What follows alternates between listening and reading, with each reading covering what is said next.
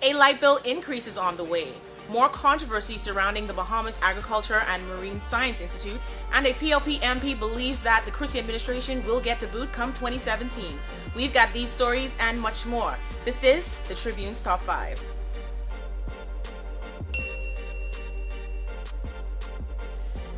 With all the power outages throughout New Providence, the last thing that consumers want to hear is that your power bills will increase. But that's exactly what Bahamas Electricity Corporation Chairman Leslie Miller had to say this week, following a stint of problems at BEC's power plants. Bahamas Electricity Corporation consumers can expect to see around $25 to $30 added to their bills for the month of October, BEC Chairman Leslie Miller confirmed on Monday. He explained that the increase was due to running the Blue Hills power plant at full capacity to meet the demand of electricity after 2 engines shut down at the Clifton Pier power station, which caused a slight increase in fuel surcharges. Mr. Miller said load shedding in New Providence had ended, which meant that the increase to light bills would only be for a month. He said, quote, "We use more fuel at Blue Hills than we do at Clifton, so there will be a little spike, like 2 cents for a kilowatt. It would only be for that bill because we are back to normal now," end quote. His words come after former State Minister of the Environment Fenton Nemore scolded Mr. Miller, saying his incompetence and arrogance has left the country saddled with the highest surcharge it has ever seen. Mr. Nemore insisted that had the Christie administration not stopped, reviewed, and canceled the provisions left in place by the previous F&M administration, the country would not experience so many blackouts and high electricity costs. Following a process overcome with controversy, Health Minister Dr. Perry Gomez tabled the Stem Cell Regulations 2014 in the House of Assembly. Dr. Gomez said the Bahamas is poised to become a world pacesetter in stem cell therapy and research, with the potential benefits to sports medicine and medical tourism likely to be very significant.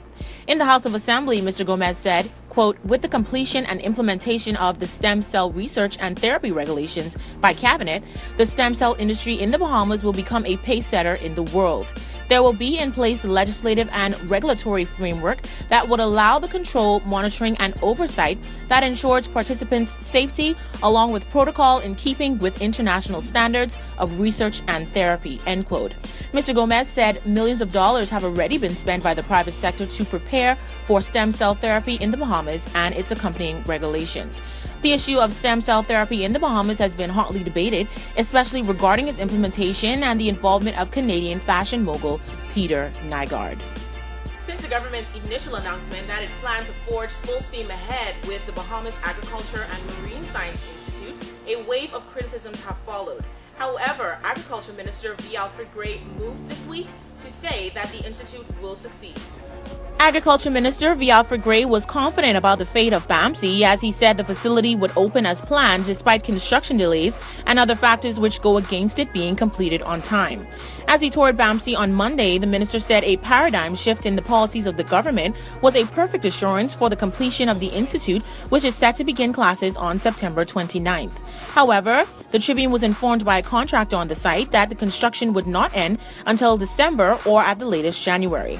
Mr. Gray said, quote, "Those who would like to see it fail, tell them keep on looking, keep on watching, because things don't stop once movement starts. So let the naysayers go into the darkness for a while and let the light shine on the college.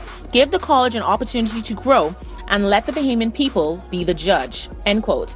The government pledged $100 million to BAMC, and so far nearly half of those funds have been depleted.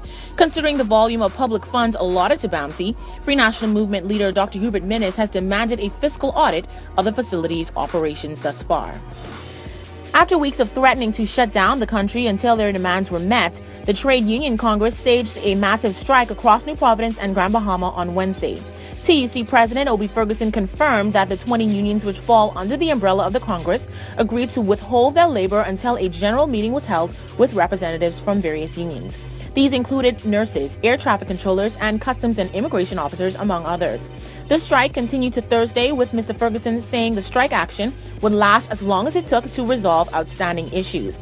In the midst of the unrest, Bahamas Public Services Union President John Pinder said his 13,000 members would not take part in a nonsensical strike planned by a few greedy people. The TUC took industrial action despite being warned by the government that striking was illegal because the concerns had been turned over to the Industrial Tribunal. The TUC and its members were expected to strike until Saturday morning. And just when you thought Fort Charlotte MP Dr. Andre Rawlings couldn't get any more controversial, he shocked many this week with his own prediction that his own party, the PLP, won't win the 2017 general election because of its handling of the web shop controversy. Fort Charlotte MP Dr. Andre Rawlings forecast on Thursday that the PLP will not win the 2017 general election over its decision to go against the January 28, 2013 gaming referendum. Both Dr. Rawlings and Bambootown MP Renwood Wells criticized the bill, in particular the clauses that maintains the status quo and prevents Bahamians from gambling in casinos. Dr. Rawlings suggested that these discriminatory elements of the bill leave Bahamians worse off than Black Americans who suffered segregation before equal rights were established after the American Civil Rights Movement. While he said he would not go so far as to accuse the government of bringing the legislation as a form of, quote, payback, end quotes, to web shop bosses, Dr. Rawlings also said concerns over the potential for corruption because of the bill were valid. He said these concerns must be eliminated with campaign finance reform and freedom of information law. He said, quote, I am not suggesting or imputing to the government that there is evidence to support money exchanging hands in return for policy decisions to benefit select individuals. I'm not saying that. What I am saying is that the perception exists, and we would be fooling ourselves if we thought that it didn't. We must recognize the sensitivity of this issue and the implications of our actions in this place, end quote. Want to get in on the discussion? Well, here's how you can. Just log on to our website at www.tribune242.com, like us on Facebook, Tribune News Network, send us a tweet at Tribune242, or subscribe to our YouTube channel, Tribune242, for not only the latest top 5 videos, but for an in-depth look at crime in the Bahamas done by our very own Lemiche Johnson.